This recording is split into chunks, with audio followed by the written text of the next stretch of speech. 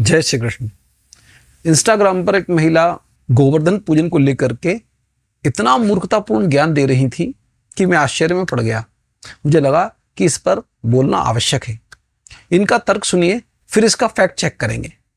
मुझे 100% पता है कि आप ये नहीं कर पाओगे। इफ आई टेल यू कि ऐसे एक यज्ञ कुंड के आगे 6-7 घंटे बैठ जाओ और यज्ञ कर लो स्वाहा स्वाहा, नहीं ही कर पाओगे। आपको भी कहीं ना कहीं पता ही है। यही तो चीज थी जो भगवान श्री कृष्ण अपने पिता नंद बाबा को समझाए थे कि क्या जरूरत है इतना लंबा चौड़ा यज्ञ करने की। इनके अनुसार हवन करना असंभव कार्य है और भगवान ने अपने पिताजी को यही समझाया था कि पिताजी हवन यज्ञ छोड़िए, इसकी क्या आवश्यकता है। जबकि शास्त्र के अनुसार ये बात सिरे से बिल्कुल झूठ और असत्य है, क्योंकि श्रीमद् भागवत पुराण में तो ऐसा कुछ भी नहीं कहा गया। हो सकता है ईस्ट इंडिया कंपनी के चेलों ने अलग से कोई बाइबल पुराण लिख लिया हो, उसमें लिखा हो तो पता नहीं। ये जो ज्ञान बांट रही हैं ये बिल्कुल निराधार है। वैसे गोवर्धन पूजन प्रकरण अधिकांश भक्तों को पता है। भगवान श्री कृष्ण इंद्र का यज्ञ करने से मना करते हैं, लेकिन भागवत में स्पष्ट लिखा है कि भगवान इंद्र के स्थान पर गोवर्धन यज्ञ करने को कहते हैं। प्रमाण देखिए, तस्माद गवाम ब्रह्मणाना मद्रेश्चारभ्यताम स्मख यह इंद्र याग संभारास तैरयम साध्यताम मख। मख का अर्थ यज्ञ होता है। भगवान ने कहा कि हम लोग गौ, ब्राह्मण और गिरिराज का यज्ञ करने की तैयारी करें। इंद्र के यज्ञ के लिए जो सामग्रियां एकत्र की हैं उसी सामग्री से हम उस अनुष्ठान को करेंगे।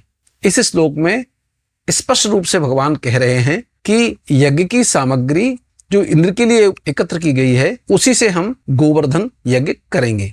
अंग्रेजों के जो चेले हैं वो पढ़ते लिखते नहीं हैं, बस बोलना चालू कर देते हैं। अगले श्लोक में वेद पाठी ब्राह्मणों से हवन करने की बात भगवान खुद कहते हैं। हुयंताम मग्न सम्यक ब्रह्मणैर ब्रह्मवादिनी अन्नम बहुविधम तेभ्यो देयम धेनु दक्षिणा। अर्थात वेद पाठी ब्राह्मणों द्वारा भली भांति हवन करवाया जाए, उन्हें अन्न गौ दक्षिणा दी जाए। यहां हवन करने को भगवान कह रहे हैं।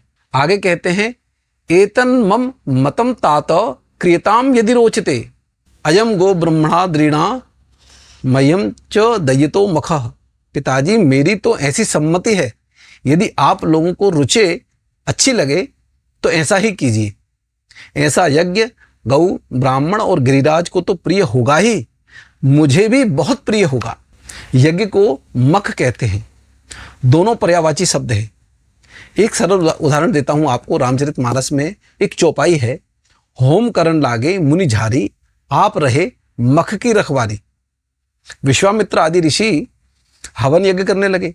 भगवान श्री राम जी मख अर्थात यज्ञ की रक्षा में खड़े हुए, तो मख का अर्थ यज्ञ होता है। और श्लोक संख्या 30 में भगवान श्री कृष्ण कह रहे हैं कि मख अर्थात यज्ञ मुझे बहुत प्रिय है। और इंस्टाग्राम वाली आचार्य देवी जी यज्ञ कुंड के सामने बैठकर यज्ञ कुंड की और भगवान श्री कृष्ण की दोनों की अवहेलना कर रही हैं। यह अपमान नहीं है तो क्या है। जबकि भगवान ने राजसूय, अश्वमेध आदि सैकड़ों यज्ञ युधिष्ठिर से करवाए थे।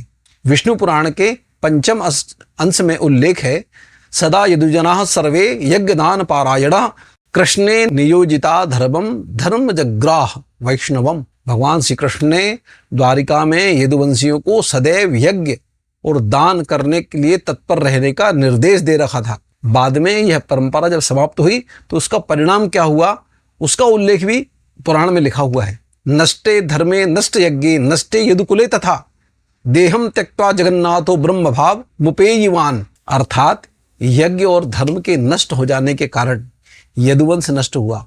तब भगवान श्री कृष्ण ने भौतिक देह का त्याग किया और ब्रह्म भाव में स्थित होकर परम धाम को चले गए।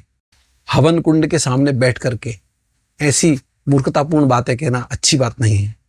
मेरा आपसे अनुरोध है, ऐसे झोला छाप ज्ञानियों को सीरियसली नहीं लेते, चाहे वे वृंदावन रिटर्न हो, चाहे इंस्टाग्राम डिग्रीधारी। बातों को एंटरटेनमेंट के रूप में ही देखें, प्रमाण सिर्फ शास्त्र को ही माने। जय श्री कृष्ण। वैदिक सनातन धर्म की जय।